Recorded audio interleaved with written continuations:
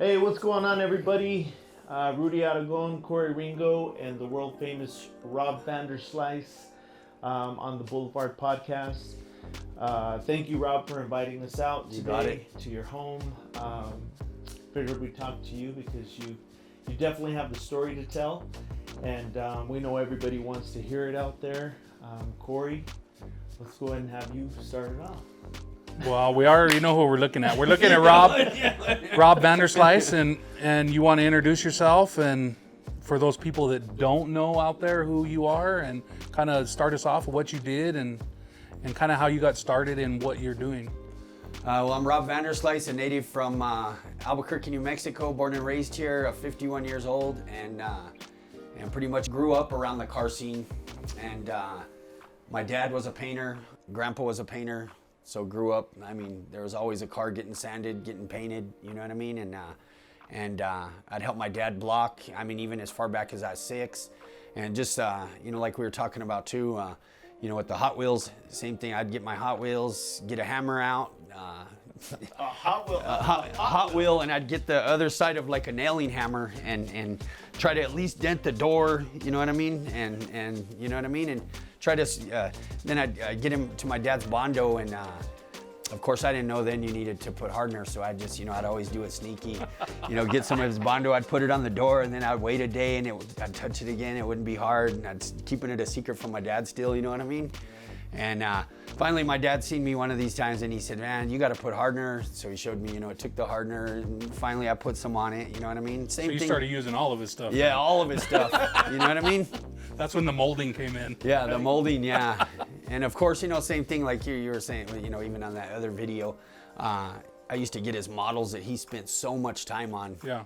And I would take them to the stove and heat them up and make them look like they're wrecked. And I used to get whooped, you know what I mean? Yeah. That was a serious whooping. He ended up getting a whole, brown paper bag and put all the models in there. It was like a sad day, you know what I mean? It was like the funeral. Yeah. If I was him, I would have said, man, these actually do look pretty cool. Right. But it was just the disrespect, you know what I mean?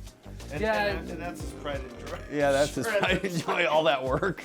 You know what I mean? Some of those guys with the spark plug wires and they're like totally different now, and you get little Daytons and everything for them. Oh yeah. It's pretty cool.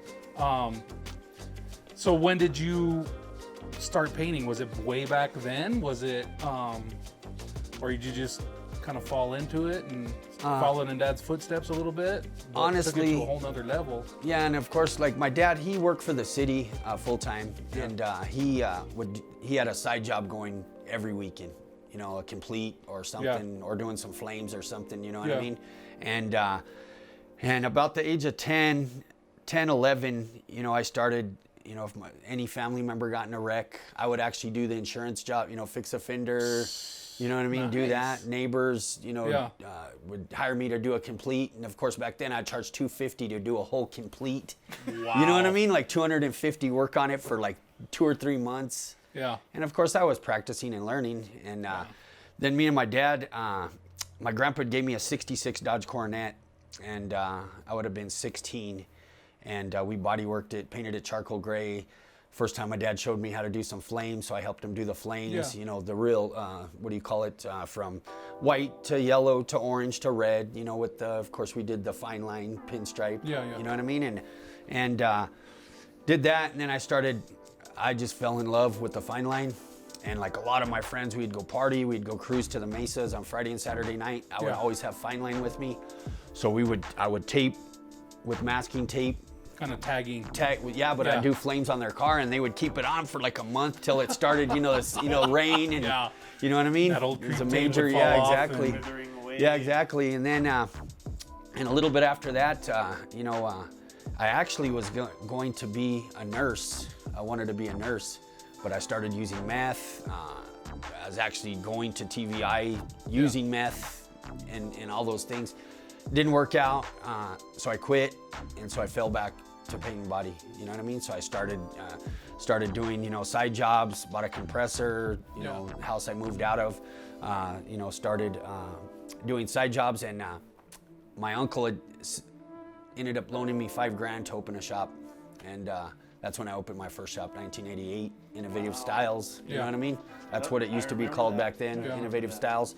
And of course, I tried to do everything by the book. Every shop that I worked at I learned from perfectionists. Yeah. None of the shops I ever worked at were production shops. Yeah. You know, back then the actual body shops were Did body perfection work. shops. I mean, even the Yeah. production, the insurance work was like perfection.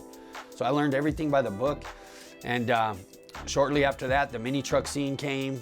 I started doing the drips and the graphics with the, triangles breaking off and I remember and drips. in our first.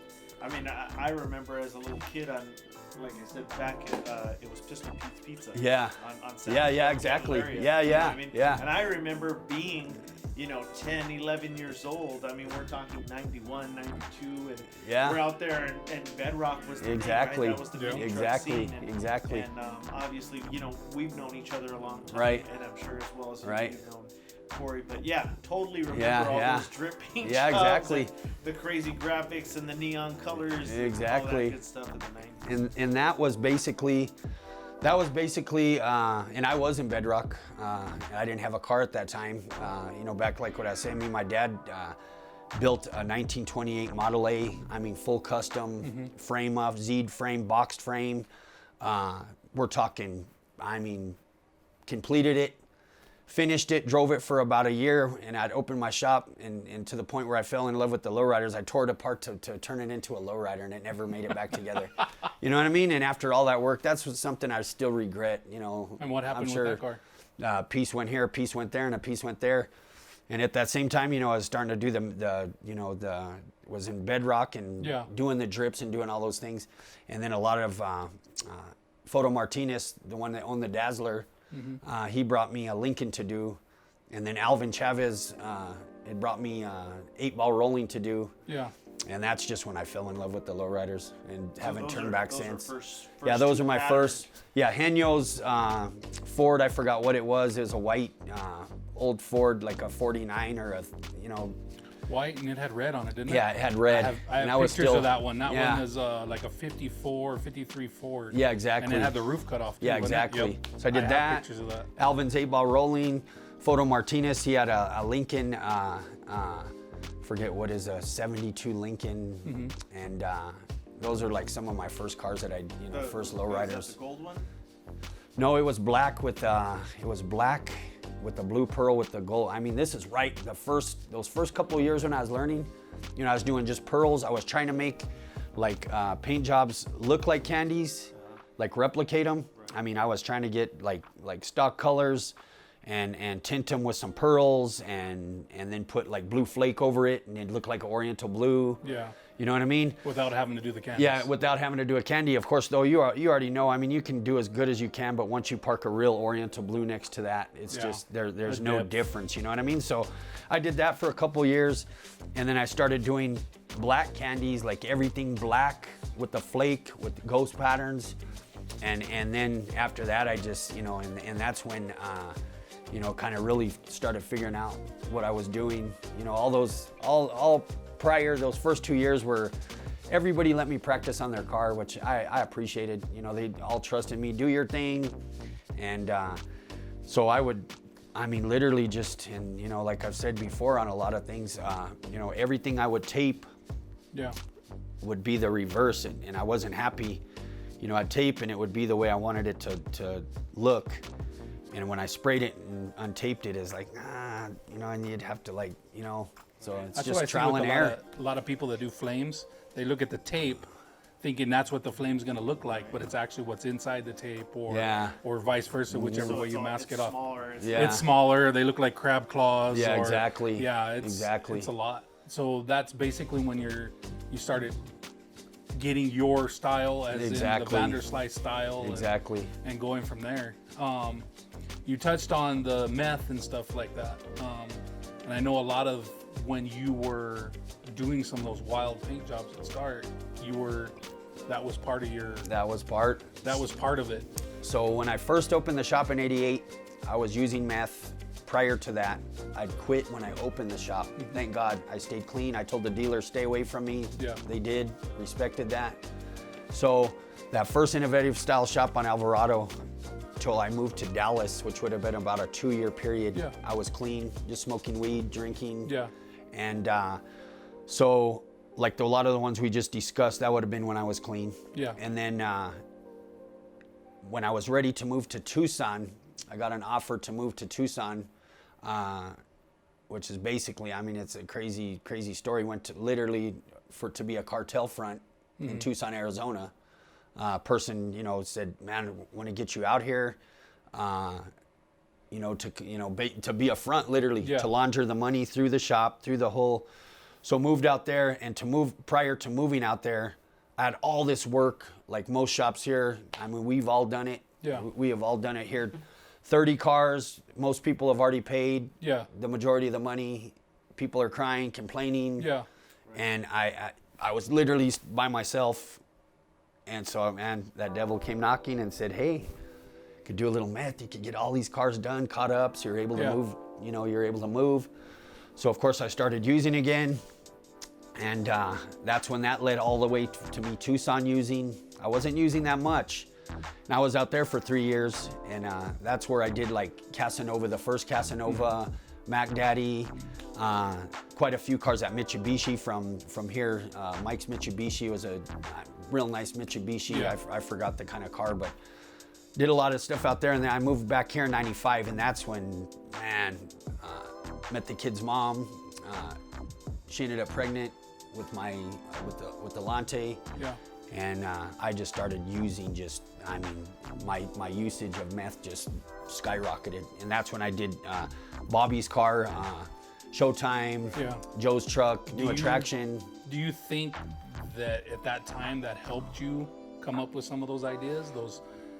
Do you think you've reached a different part of the brain that said, hey, let's tape this way, do this? Well, and of course, I mean, I've had to, this is like what you're talking about right there. Yeah. I mean, the struggle when I did get clean, which I'm 10 years clean now, Yes. you know, and Yes, thank you. I congratulations on appreciate that. But, that was something Rob ain't gonna be able to do what he does, Yeah. without the meth. You're doing it. You know what I mean? You're doing it today. Yeah, so, But like we've talked about it, it doesn't come as easy as yeah, it used exactly. to. So, And seeing what you're doing now, I look at your patterns now. Before I could see little variances in them, but now I look at you as a perfectionist. After seeing Joe's truck on the bottom, that I've heard that you adjusted patterns and did stuff like that so that it would fit the differences of in body all the mods. metalwork and Yeah. everything. The old you wouldn't have done that. The old Right. you would have done Just it. kept Been going one little and- graphic gone and nobody Yeah. would have noticed it anyway. But even seeing some of these cars that you're doing now, like the 62 Impala you just finished, that thing came out Thank you. beautiful. And it's just talking with you and hearing how you're trying new things. And me being an ex-painter, well, not an ex-painter, but a painter in the past, I don't want to do it anymore, but you know how things come full circle and you end up doing it, is just hearing your enthusiasm, trying new ideas and where we talked about certain things and you were trying this and I just love the way it does that, and seeing your enthusiasm, it's a beautiful thing. Well, I appreciate that. And I mean, and even to what we're talking about. So like you said, back in the day with meth, Yeah. I would stay up literally 5 days straight on some of those jobs. Yeah. And you're just focused, like I was even saying earlier, I have people come up to me, Rob, you don't remember me from 30 years ago? Yeah. Man, and I was just honed in. I was one of those ones that I wasn't in the party scene. I partied with the car. It was me, the meth, and the car. And wherever I was at, you know what I mean? And I've heard stories that you used to lock yourself in I the would booth. lock myself in, weld myself in with the welder. Wow. And I hate to say, I don't want to get into some other things. I mean, we heard about buckets and other there's some things. crazy, which is all true. Yeah. There'd be some crazy stuff. And I Well, remember some of those. Yeah. times. It's crazy. And we just knew you were painting, and we Yep. knew what time it was, and it was Yeah. let Rob do Yep. his thing, and we'll probably see him tomorrow, maybe the next day. Yeah, Yeah. exactly. But back to what you're saying, to come up with that thought process and to do I was trying to do every single car a different style. Yeah. Right. One was twisted, one was straight, one was old school, one was new school, one was like graffiti style, one was, Yeah. you know what I mean? So I was trying to that wears on a person. Yeah. And like I gotta give credit. You know, some of my favorite painters. You know, Sal Manzano is one of my favorite painters. Joe Angel's one of my favorite painters. The Doc, one of my favorite painters. And were these mentors of yours, or just they're also just looked up to them? Yeah, you know what I mean? We've all pulled out, like even me and Sal have talked, and which is a blessing, man. A lot of the painters that do like what we do, that are original, that are pretty heavy on the patterns, man, we all stay in contact with each other. You know, back in the day it was a competition, if you do this and that, but no matter what, all of us, we get together and yeah, we're united. And back in the day, I don't care who it is, you would still open Lowrider to get your ideas. Yeah. You'd flip through them, but then you'd twist the tape. And you'd twist the tape and do it your own style. Yeah. And like with me, man, I took stuff from like Mondo from Arizona, took stuff like from Sal. You know, I took stuff, you know, from different people and created my own style and tried to add all of those styles. Like, you know, even back in the day, a lot of people would just tape and do the solid patterns. I tried to incorporate the fades to where it was the solid patterns with fades. That would be the detail, which, I mean, that's still my thing. It's the three things of masking tape, always. That's my signature. You know, the main concept, the three fades that detail everything and kind of are the background. Bring your attention in. Yeah, exactly. But, you know, I know that we kind of sidetracked it from the meth. You know what I mean? That's fine. But, so I would truly, like I say, be up 5 days, even 7 days sometimes, go back home, tape, come back, same thing. And then now being clean, when I first got clean 10 years ago, I closed the shop and I said I never wanted to paint again, just because of the crowd. You were working for the crowd. You were working for a body shop and doing estimating. Yeah, exactly. Like Well, that was like 2 years ago, till like 5 years ago. But you know, I wanted to quit. You know, it was the thing that the meth, the lowriders, the paint, the crowd, the people was, you know, truly. I thought, I don't know how to put it, that I couldn't do it without being in that crowd. Yeah. And I was blessed to meet my spiritual father, Robert Grudelet, and Bo Montano up there at Willow Line, it right by my parents. His son had just died from a heroin overdose.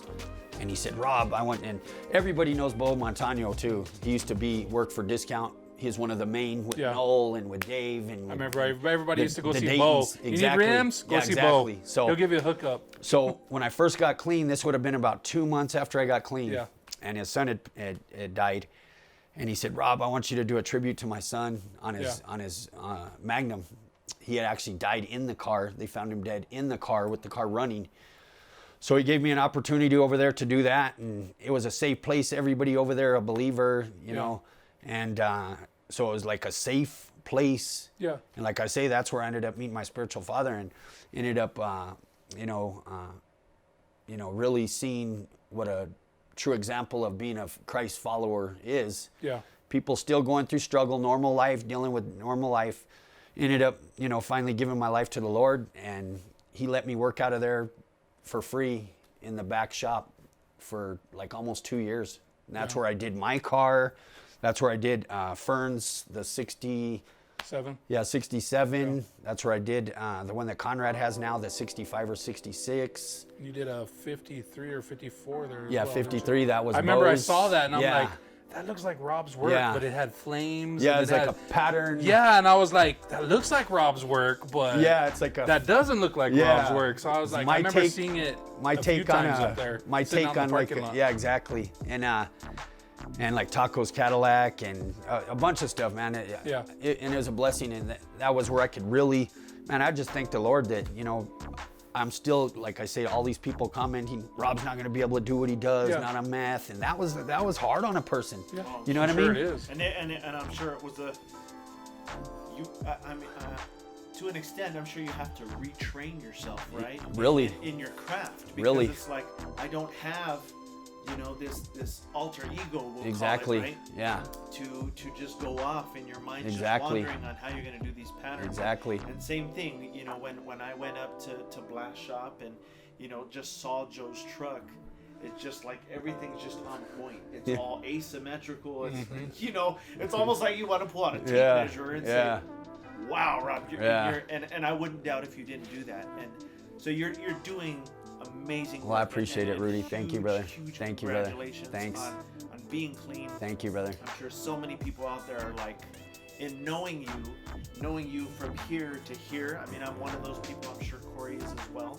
I mean, I've known you since I was a little kid. Yeah. You know. Right, yeah. So it's nuts to, look up to somebody like yourself and just say, wow, I've seen this guy be down here to you're back up here. You have a beautiful home. You have your kids. It's definitely a trial and tribulation. So, Well, I appreciate that. so one of the things that I want to know is what was probably the most complicated paint job that you've ever done? Complicated, man. or I intense know. has taken the longest? Man, and honestly, it would have probably been Casanova. The first time or the No, second time? the one where it won the 3-time world champion. Oh, okay. That time would have been the most complicated. And honestly, it was just because I was so methed out during that time. I wanted to do it multicolor at that time. I wanted it red, silver, gold. And I got it to that point, and then George said, no, he goes, I don't want it multicolor. I want still candy over it. So then I went back and added a whole bunch of stuff. I would go literally to a shop Monday. I would be, you talk about Monday through Friday job. I work Monday through Friday. I work literally Monday through Friday, no sleep. I was there Monday, every week, Monday till Friday, no sleep in that booth. And I just added and added and added and added. And I hate to tell you, that's one of my least favorite paint jobs. You know what I mean? Really? Yeah. And Yeah, everybody. which is probably one of the most out Yeah. of all of them. Yeah. Recognized. Yeah. Exactly. You winning Lowrider of the Year. I think 3 years. Yeah, 3 years in a times. row. Yeah, 3 years Perfect in a row. score to Was get it- perfect score. Was it just too much, or was it just? I the wasn't resentment in feeling it. You know what I mean? I just Yeah. really didn't feel it.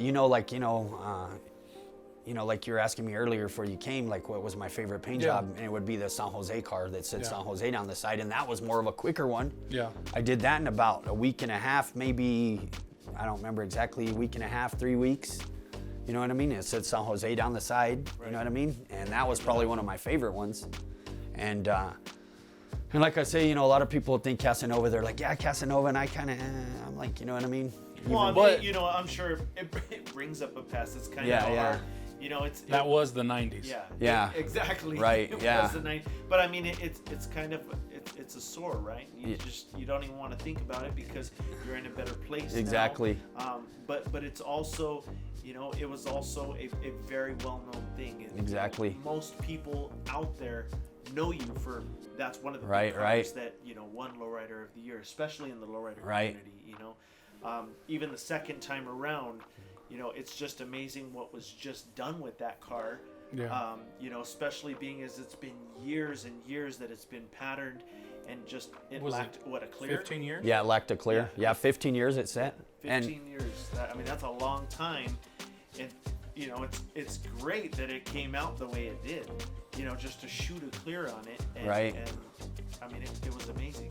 Yeah, and of course, a lot of people with the new paint job, a lot of people don't understand, like what you just said, that me and Ray Casket Right. did that paint job 15 years ago. Right. It had just won 3-time world champion. We are trying to finally. I talked George into doing just something totally different, multicolor. Like that would be something the way it looks now, and what we did 15 years ago. I would never do that again. I wouldn't do that now. Yeah. So a lot of people I like it the way it was. Well, it is going to end up getting candied red over the whole thing. Right. You know what I mean? Right. But even, back to when it was the 3-time, when I was working on it, and like even all those body mods, I'd done those ground effects. Right. I mean, molded, I handmade that hood. Right. A lot of people don't know that. The wheel wells, Right. front and rear, the wing on the back, the front bumper, a lot of that stuff, I killed myself over that car. And I was at the top of my game in the Lowrider magazine at that time. Top of my game, but at the lowest in my life. My home life was like the worst. You know what I mean? Half the time, no running water, electricity, stealing electricity from the Moving neighbors. Place to place. Place to place. My remember. kids. I used to take a lot of anger out of my kids. You're away for 5 days. You come sleep, you wake up, you're easily irritable. Even just spilling water, and my kids would get whooped. Beat. You know, I regret a lot of things, but I've had to kind of deal with that demon, Casanova. I mean, a whole, like even George, a whole, I mean, you know, that's like a whole, something I've had to truly deal with. And even it coming back was like, man, it was like a, how do you put it? Like, is like, to see it, you know, it brought back all this stuff. But then it's like, man, I'm kind of glad, you know, there's a point where I just wish it would just blew up and disappeared, you know what I mean? And for it to come back, and of course now that it'll get candied again red, I mean, that's awesome, you know what I mean? So. And it was supposed to be a big thing at the 2019 show, and a lot of people that knew the car wanted it, like you said, they wanted it that candy. And when they saw it that multicolor, everybody's like, oh my God, what did they do to the car? They just didn't understand that was 15 years ago. That was 15 years ago. Exactly. And that's the way it was supposed to look at that time. Yeah. Because it was trying to do one up on the next guy. Yeah, exactly. And me, as being a painter, seeing the amount of work that you guys put into it, and I'm just like, oh my gosh, that color matching. And I think, and the patterns wrap around and go wheel back on the wells and inside, hoods wheel and wells door under the jambs. spoilers, and the patterns are continuous. There's nothing. Yeah, it's a lot of time. So that one right there, I got clean again, got in trouble. I was clean but drinking. Yeah. And that's like 3 months with me and Ray doing that car. Yeah. 3 months and Ray was like another me. Yeah. I did the driver's side. He did the passenger side. We met somewhere, the rear, met in the hood, you know what I mean? And you know what I mean? So that's like, you know what I mean? That's, and that's, of And course. Casket is another awesome painter. Yeah, yeah. knowing him and growing Exactly, up with him as exactly. well, he's an awesome artist. We hope to eventually Yeah, have him, that would you be a know, blessing. on the Yeah, that podcast would be as a well, blessing. to talk about, you know, the things that you guys have been through, and I know that when you were teaching him, you know, he thought the world of you. Yeah. You know, Oh, yeah. And you guys stemmed a great friendship from that. You guys are Exactly. friends Still to to this day. I know he Yeah. helps you out a lot. Exactly. You help him out a lot. Yep. One of the other things is, what do you have going on right now? What are you working on? Right now I'm working on a Monte Carlo up in Denver, Colorado. It's a full custom convertible, a cut convertible, full show. We're talking engraved, frames already painted. So I've been going back and forth from Albuquerque to Colorado, and this whole time I went up there just spending on taping. So I have like a lot of hours just on fine line tape. The hood and the trunk. Yeah, the hood and the trunk. What's the scheme? Colors? Yeah, it's gonna be teal and oriental blue and silvers, and you know, for the hood and the hood and the trunk, and then the sides are a teal color. So that I'm heading back up Monday up to Colorado, and that I'm still trying to figure out what I'm gonna do exactly on the sides. Some pearls, a little bit of flakes and candies. It's gonna be settle on the sides. And I'm a huge fan of the oriental. Yeah. That's always been one of my favorite. I mean, in the sun, it just reminds me of the ocean. Right. You know, Yeah. if you will. It Yeah. has a lot of depth. As all the candies do. That's Right. And how long does it take you from start to finish on any, you know, full patterned vehicle? So this would actually go back to the meth thing versus nowadays. Right. So let's just use a few jobs, quite a few, man. They used to always get me to go up to Colorado. Of course, back then I was methed out. Right. I would go up and spend a week and pattern the whole car out. I mean, now it takes 4 to 5 times, if not even more, to do what I used to do in a week. You know what I mean? So, you know, like the one I'm doing, I think I have 4 solid weeks up there, just taping. And I'm gonna go and spend 2 weeks spraying. Oh, you'll spray it up there. Yeah, and everything I don't do, no completes no more. You don't do any prep work anymore. All Nope. you do is paint and go in and mask off and do all that stuff. And I think it's nice that you finally are getting paid what you should be getting paid to do all this with the tape and the materials. I don't know if you can see it back here in the corner, but Rob's got a taped snowman that he made just for us to come over. Yep. We'll get a picture of it and post it up. All fine line. All fine line. Masking tape. And if you know the price of paint, tape and stuff, a roll of 3/4 is not bad. It's only like $1.50 a roll. A roll of fine line is $8 to $10 a roll, depending on what size, what color, whatever.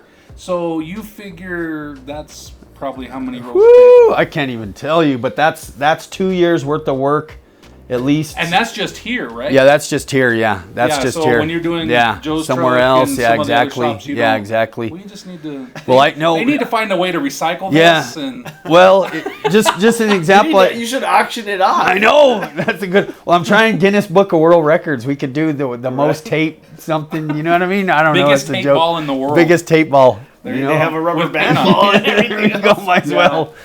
But I'm a hoarder in that area. I'm hoarding my tape. I don't know how much more room I have here to keep going on that thing. You know what I mean? It's a good thing to see, just to see that you've kind of come circle. You found God and He's changed your life for the better.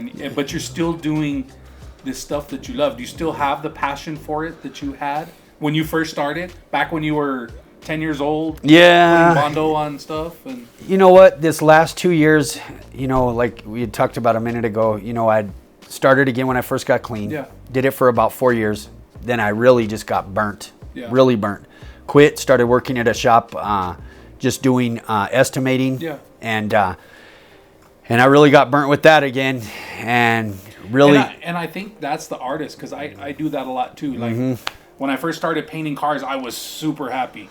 And then a few years in, I'm like, oh, I'm bored. So then I went to semis, and I started painting semis and doing semi stuff. And then I was super happy, and then it got bored. Then I started airbrushing. So I think a lot of it has to do with the artists It is. in us, that we just want something new. We just get bored with the same repetition. Exactly. And that's why I could never personally do insurance work, collision repair, because it's the same thing. Put a fender on. Exactly. Paint a fender, match it, do whatever. Yeah. Go in a circle. And hearing you talk that you always wanted to make each paint job different from the last, I see the artist in you coming out with that. Well, I appreciate that. And, and like I say, once I did started painting again 2 years ago, in fact, right now, we're actually in my paint booth, which is a extension of my house. It used to be a patio. Alameda, one of the guys from church, blessed me, added on. It's still not totally finished, but it's my paint booth. It's a two-car just to garage. let everybody know out there, the fire department and everything, he just uses water base. Yeah, just water base. I'm just doing patterns. Remember, we're back to the pattern. Yeah. So It is is killer. I did not even know it was a paint booth until I looked around and the lights, and I mean, it's legit. Yeah, and it's totally legit. So it's my paint booth here at the house, and I do travel Denver. Got several jobs here in the city, different paint and body shops I go to. Yeah. And contract and work out of. But this is my paint booth, and it's church every Tuesday. This place is packed every Tuesday with people. We call it safe. COVID safe. Yes. Masks are being Yes. worn. We call it social distance. 6 feet exactly. apart. We call it the wash. It's the wash. And like I say, I got to give all credit to the Lord and Savior Jesus Christ for changing my life. Like you guys were talking, everybody knows the old Rob. Yeah. Being skinny. Well, I can say I never was in that circle. I'd seen your work and I loved your work. Like we talked, I saw the San Jose car one time, and then the other one it was called the other one you did the name down the side? Impala. Impala. Yeah. And I don't recall, the one I remember most was the San Jose car. Even at a young age, before I even started painting, I'd seen it and whatever. But it goes to a story I was going to tell you, is I used to work at the Diamond Shamrock on Rio Grande and Central, by the old motels there and stuff. And one day I seen your little Cadillac come in, and you got down. I think you came in and bought some cigarettes or something, and you got down and I said, I just love your car. And you stood outside with me for like 10 minutes just telling me about the car, just talking to me about it. And I was just like, wow. It's just, I always looked up to you as a custom painter. And at that time, a lot of the Lowrider guys, even though I had one at the time, a lot of those guys were, I'm up here. I don't talk to the guys down right there. It was one of those things. I mean, no matter, unless you were up there, and I know a lot of them were doing a lot of different things at the time. Right. But it was like, and I still remember that, and that was 91, 92, somewhere back there. I'm not exactly sure. It's been a few years. Right. But I remember you pulled up there in the little caddy, and you stand there and you stood there and talked to me for 10 or 15 minutes, just telling me about the car, the patterns, and I was just like, wow, is a real person. Yeah. Right. I guess that's my Albuquerque superstar Right, yeah. And that Well, was that's back cool. when you were painting Casanova and Bobby's car and a lot of these big name cars that I would see in magazines, and I was just like, wow. And that and same thing. I mean, I was a little kid, you know, and being around, I was around you. I wouldn't say all the time, but enough. You know, you worked with my uncle quite a bit. You know, my cousin Martin. You know, Solis. You know, I know George. You were all the big homies. I was just the little guy. You know, and I looked up to you a lot too. And so, you know, one thing I can say, Rob, about you is you've always been a very humble person to talk to whoever it is, because you take great pride in what you do, and you know, I think there is quite a few, like you know, Corey says, you know, a lot of people think, oh, I'm up here and I don't have to talk to you. And you've always been willing, you know, to share knowledge. Obviously, you know, Casket is a huge, you know, he was very interested in your work, and you kind of took him under your wing and taught him, and you taught him the craft of painting and the trade. I think it's great. I never knew, I guess I probably did, but I was very young at the time to know that your dad was a painter. I think I remember that, but I didn't know your grandfather was a painter. So you had a solid foundation from the get, and you took a craft, and again, you're not just known in the U.S., you are known worldwide. I mean, just lowriders in general, how they've stemmed everywhere. I mean, I would say one of the biggest places, I mean, Japan, Asia. Right. You know, huge. Yeah, huge. You know, you could probably ask any heavy hitter that has a lowrider out there, you know who Rob Vanderslice is, and they're going to know. I know, appreciate just that. Because you have been a huge part. Speaking of, if I'm not mistaken, I heard, and I'd like to hear it straight from the horse's mouth, that you got, you're going to be in the Lowrider Hall of Fame. Yeah, that's awesome. Yeah, it's true. Wow. It's awesome. I was nominated by Joe Angel, which I want to give Joe Angel a big shout out. Like I say, much love and respect to all the guys that do what we do. He nominated me and Sal last year. So I haven't really said anything. He posted it like a month ago and put, I'm next, Sal's next. So, and when he had nominated me and they sent out the applications for it, was, I mean, literally 3 weeks before COVID hit. So it's like right after that, you know, I was excited, you know, told my mom and dad. I haven't told nobody else until Joe had posted it. Oh, Well, we just till told it now. on the video. Well, yeah. Most people that don't know, you know, I posted on Facebook, of course, when Right. Joe had put, you know, he showed his ring, and it takes somebody that was inducted to nominate. So he chose me, chose Sal, which, you know, much deserved Sal after all these I years. think you guys know. are all well deserved. Yeah. Just breathing in all those ISO signs. The ISO signs. but it is a blessing. I still have to finish my application to turn it in. But I mean, the nomination in general. Yeah, it's such a blessing, huge. such a blessing. And of course, it's going to be, they do it every, I'm not mistaken, every 2 years. And it's not every single year. Yeah. So it's 2021. As long as everything goes right, it's in LA. We go out there, you get a ring, you know what I mean? Which is cool, you know what I mean? That's a cool thing. It's like icing on the cake. Right. You know what I mean? It's like the Super Bowl. It's like a It's like Super you got Bowl your ring, Super you know what I Bowl. mean? Which is, I'm honored, you know what I mean? I'm Right. honored to be nominated, you know, to be, an inductee, you know, well, nominated, not, you know what I mean? Yeah. But, yeah, that's a blessing, a true blessing. That's Like, really cool. And congratulations. Thank on you. I that. appreciate That's that. big, especially in the lowrider community. I appreciate because it. Lowrider's been around forever. Right. So, you know, it is huge for you. So. and this is a key thing I truly wanted to just, like, all the painters that are like, how would I put it, like Joe and Sal, and like the ones that pattern the cars out complete and try to do something different every time. Man, I gotta truly give, I mean, it's a struggle for us to come up with something new on these cars every time, and people don't realize what it takes to do each job. You take each job personal, like it's a piece of your heart, you know what I mean? And like I say, it's a struggle. Like, you know, this goes off what kind of Corey was you know, this last 2 years, me painting again, man, the first car, Manuel's car, which is gonna be coming out here next year, man, it was a struggle. You know, I sit there, I come in here, I look at the car, you know, you try to draw some things, you tape, you take the tape off, you untape, this is really to the heart. You come out, you battle the car, literally. I mean, it could be days, 2 days, a week, 2, where you're still trying to figure out what to do sometimes, that you're really something happy with it. And it's hard, man. Those 2 weeks or that week, whatever it is, you know, the amount of time, it's a true struggle to really figure out what you're doing. And then once you do figure out what you're doing, to execute it, and to, you know, the whole process of taping one side and doing the other and matching the hood and the trunk. People just don't realize we just don't wave a magic wand and these things happen. Right. I mean, it's hours and hours of pouring out our heart into these cars. And like, you know, most people, everything, you know, other interviews, you know, I'm the overkill. When somebody calls me to do a job like the one I'm doing in Colorado, I'm like the overkill. You know, it's hard for me to tone down. I wish I could tone down. You know, I feel like this next year, I want to like try to tone down to do some more simpler paint jobs.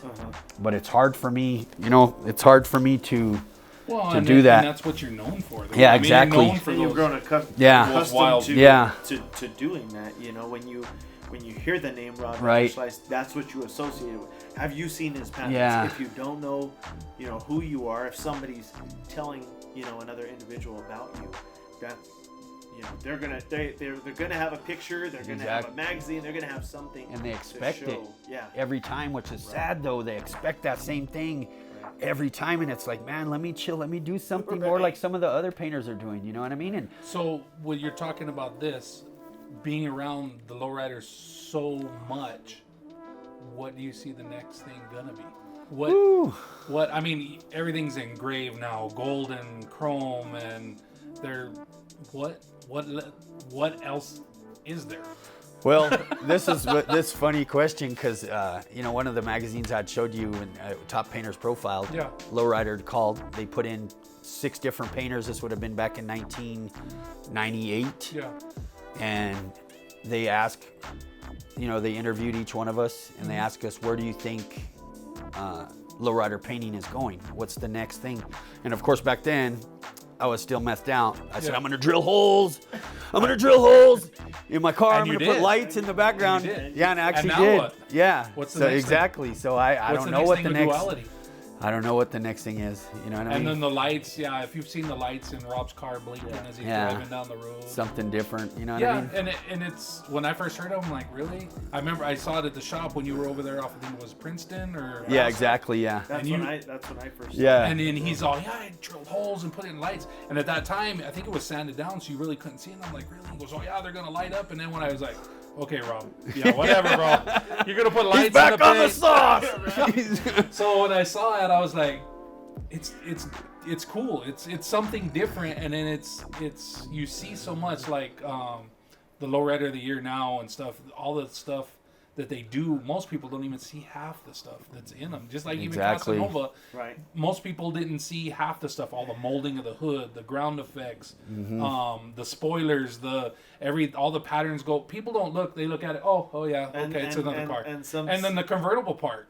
Yeah. When the car was originally done, they didn't make convertible Z's. Right. So they had made the convertible, and I know they came out a couple years later, but people don't see that. They Exactly. They just see what they see with their eye. And if you don't sit there and explain it to each person or show them, they never know. They just, and it's the same with the patterns. They don't see the hidden messages that we there's some there's some stuff back in the day in the patterns.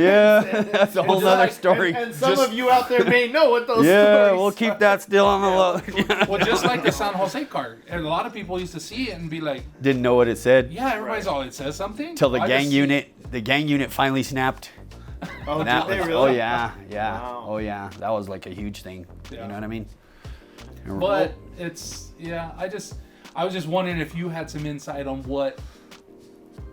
what's your next idea. Man, I know you don't want to put it out there in front of the world. But. I know, and it's hard stuff like that. I mean, you know, right now this is probably a good thing to talk about right now. You know, back then, and there's still only a handful of people that do, you know, like what I do. Yeah. But there's so many people learning. There's so much information out there. You got YouTube, people showing how to do things. They've got all these classes that are teaching. And we've talked about that. You know what I mean? I told you, talking with you, that you should actually do a class. That you should get 5-10 people and go and do a class. Set it up in here. Everybody does. Learn how to tape the Rob way. Not necessarily the Rob way. I'm saying Rob's going to show you techniques. Right, yeah. Everybody needs to do what kind of Rob did and pull from this artist and Exactly, this artist. exactly. And be your own artist. Be your own style. Right. Because you'll see like Candy and Chrome now. A lot of guys are kind of copying Candy and Chrome. You see a lot of the same little swirls and little stuff like that. Rob has his own style, and as an artist, you shouldn't. To start, yes, you should copy. Right. That way, you learn how to do it and do. But once you get your style down, you should be able to make your own. Not Exactly. Just copy. I mean, there's a lot of painters out there that they could be the best painters in the world and copy what you do, but they're not the ones to design up what you did in the first place. Right, right. Yeah, so it's I think you should do a class and And- see how it goes and see if it's something, because a lot of people out there's a lot of youngsters out there, even older guys, that want to learn what you do, the techniques. I've talking with you a couple times and I've learned stuff and I'm like, wow, yeah. So I mean, I would think with that said, and in Corey, talking about what's the next best thing, right? So we all have kids. Speaking of, I think we're gonna take a small break and Right. we're gonna bring your daughter out. Yeah, awesome. Because she is your legacy, as well as your son, and we'd like to hear their feedback because the newer generation, although we have our own thoughts about the Exactly. things they do and their thoughts and their prerogatives on how they do things, she is going to carry on, your legacy. Right. And she is interested in it.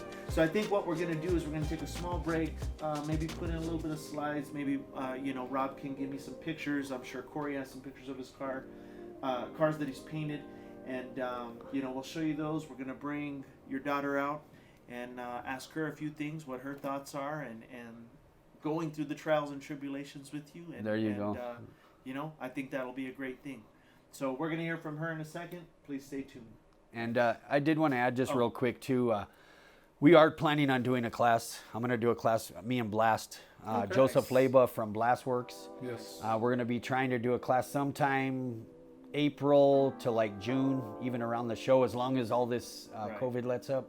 Yeah. And he's one of the artists I've been working here with lately here in Albuquerque. He's up And and we've coming, just actually, awesome. Shout out to Blast. Yeah, definitely Blast. we're Much definitely love and gonna have respect. Blast Yeah, on the show yeah, as well. definitely. And I've talked Talk with about him. him. Yes. He's a great Yeah, artist as well. definitely.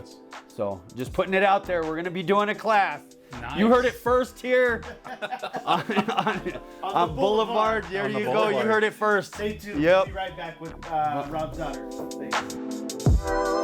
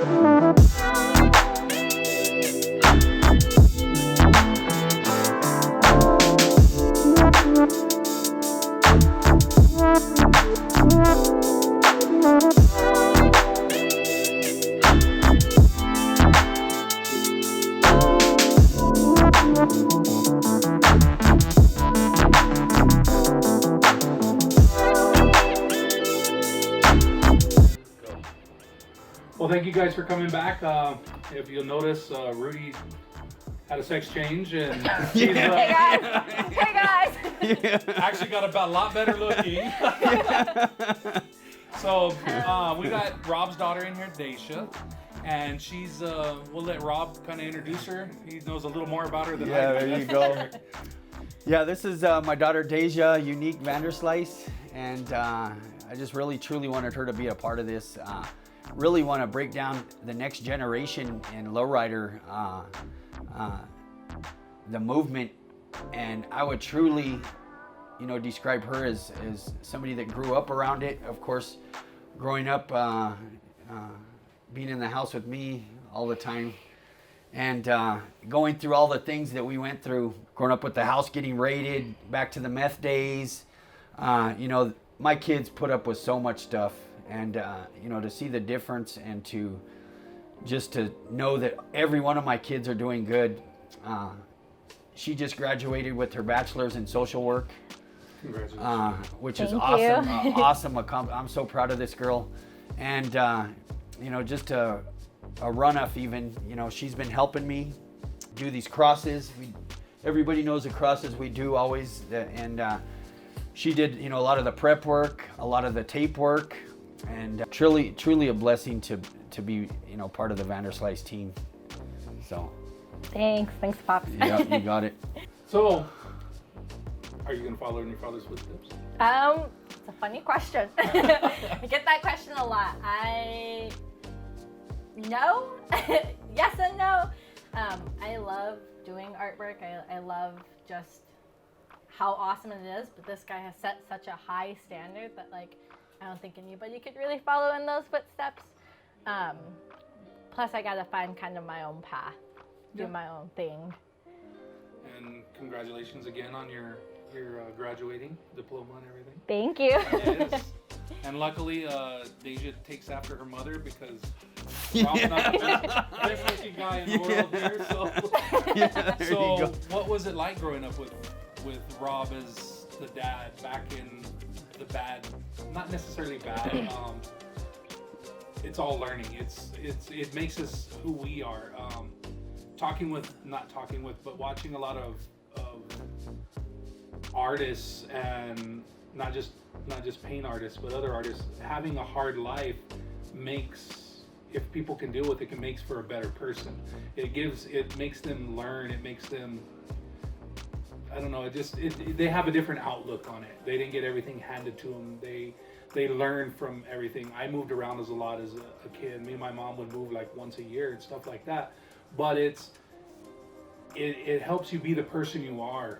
So how do you think that has shaped you, the early years with your dad doing painting and going through his drug addiction and everything like that? I think it definitely molded me to be who I am. I think a lot of why I wanted to be a social worker and why I want to work with kids comes from kind of his testimony. Growing up, I never really seen the bad, the drug addiction. It was stuff that was all kind of swept under the carpet. It wasn't really showed to me or my brothers. It was something that kind of was an addiction that wasn't right in our face. So growing up, it was, like a normal everyday. And I think a lot of it has to do with my grandparents too. They have been such a blessing. If there was a rough patch, they kind of stepped in and they made sure it wasn't something that we were aware of. So growing up, it was going to the shows with my dad, being his little right-hand man or being his shadow and kind of following him and seeing what he was doing. But it was, just a normal everyday thing. It was just like the same thing that we did every single day. I think it's molded me now, looking back at that and looking back in my past and seeing how much his testimony has affected me. It's definitely the foundation of who I am. I definitely wouldn't change my background. I wouldn't change my history, or I wouldn't change how I grew up, because I think it definitely has made me become an empathetic person, and it's made me put other people in front of myself, and it's made me look at other people to see what kind of struggles that they're going through, because we're a family that never said, hey, my dad is struggling with an addiction, or it was never talked about, or it wasn't really thrown out, in the front lines. It was something that was kind of hidden. Our family kind of was maybe looked at as a picture perfect family, or Rob's the guy, Rob's got it all, he's got the paint, the cars, the kids, the family. And I think we were maybe a family that, like I said, it wasn't thrown out there. So it was kind of hiding everything behind masking everything with a smile and just going about it. So I think that's made me look at so many people, which with an appreciation for, you know, they might be smiling today, but what are they going through at home that they're not talking about? So definitely, yeah, I love this guy. This guy's great. I'm like, this guy's great. I agree. This guy's awesome. Well, I appreciate that. Both you guys. Glad that I know him, and I've met you on many occasions. We did some pictures for graduation, for flyers and stuff like that. I always see you with Rob. Always out. You have your own car now. Yeah. I got my own caddy, daddy. Now, if we could just get somebody to paint it. You know a painter? Yes, I can give you some good numbers. One day, I get it done a little bit. Yeah, there you go. No, I'm just kidding.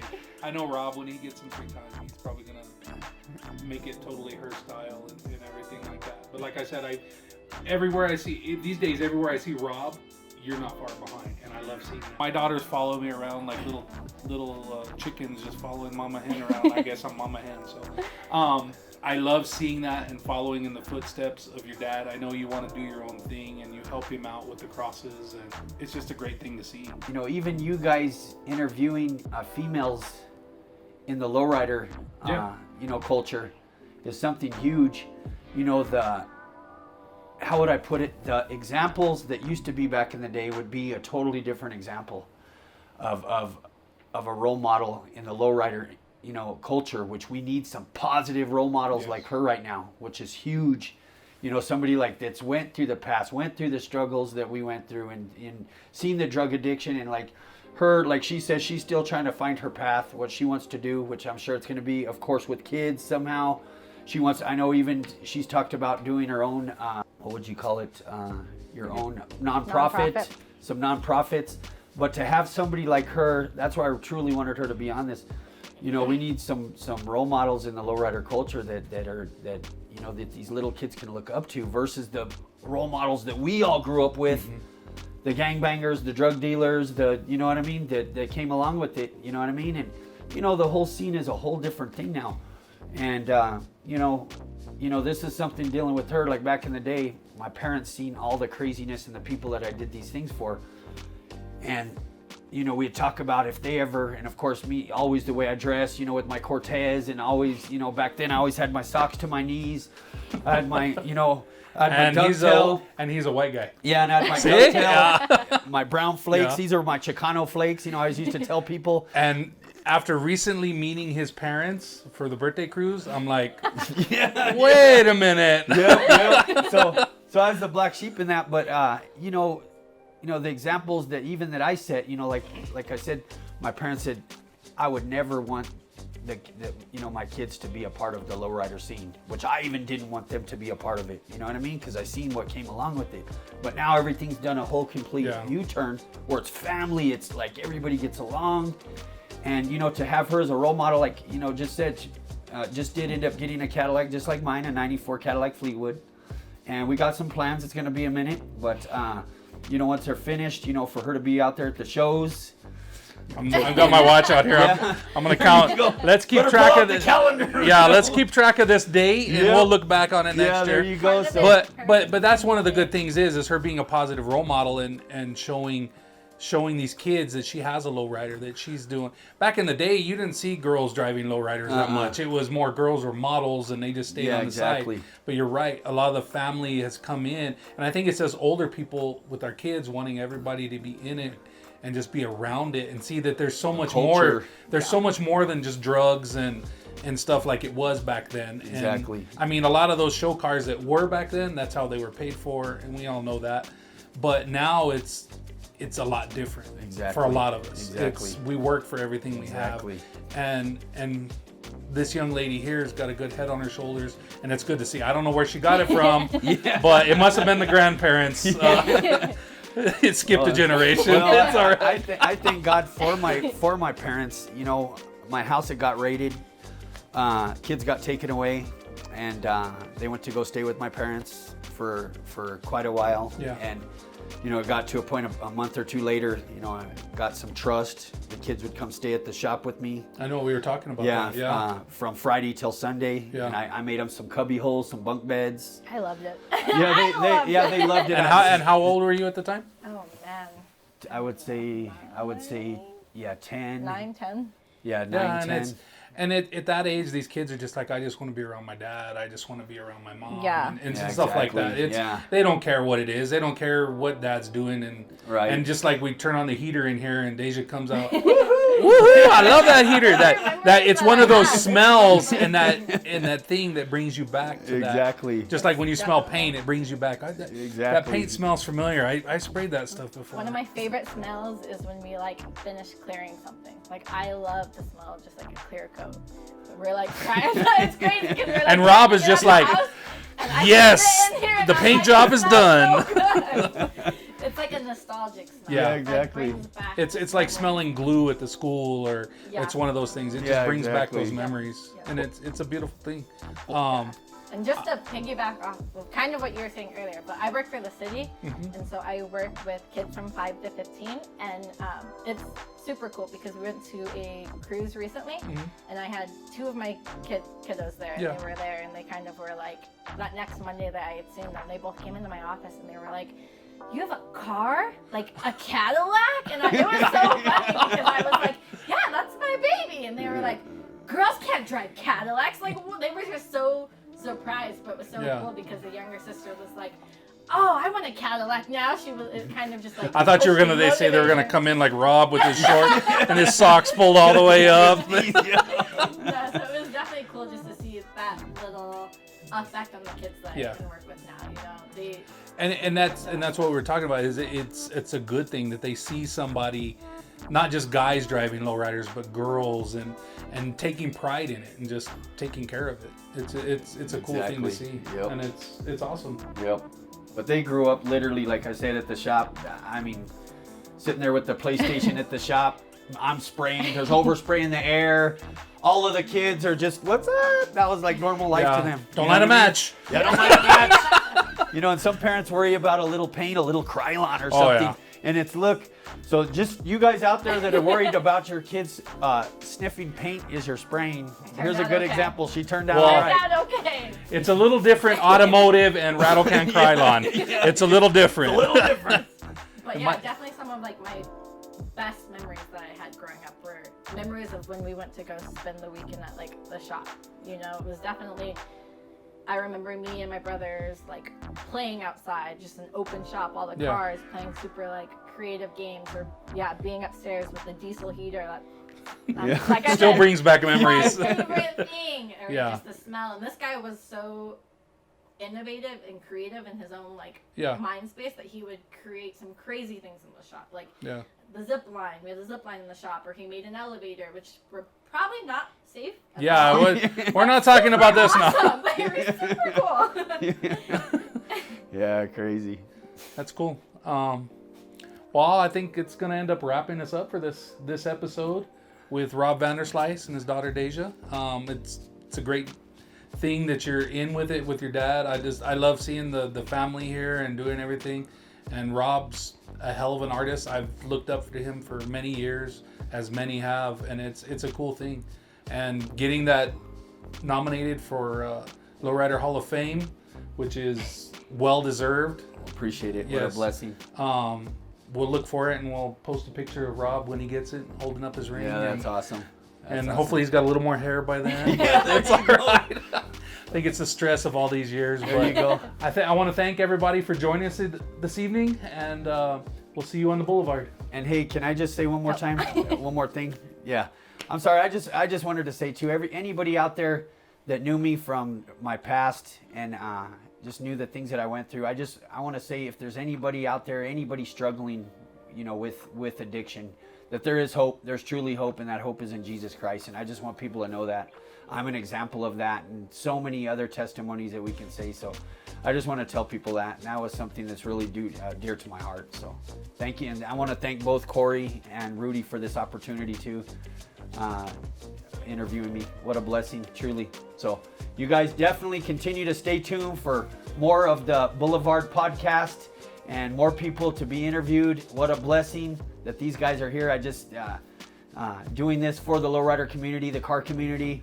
Such a blessing. So We appreciate you, Rob. yeah, definitely. Thank you guys. Thank you, and thank you, Dacia. Thank Did I get it right that Yeah, time? you got good. Yeah. That's Thank you, Dacia. Bam! See ya. Yeah.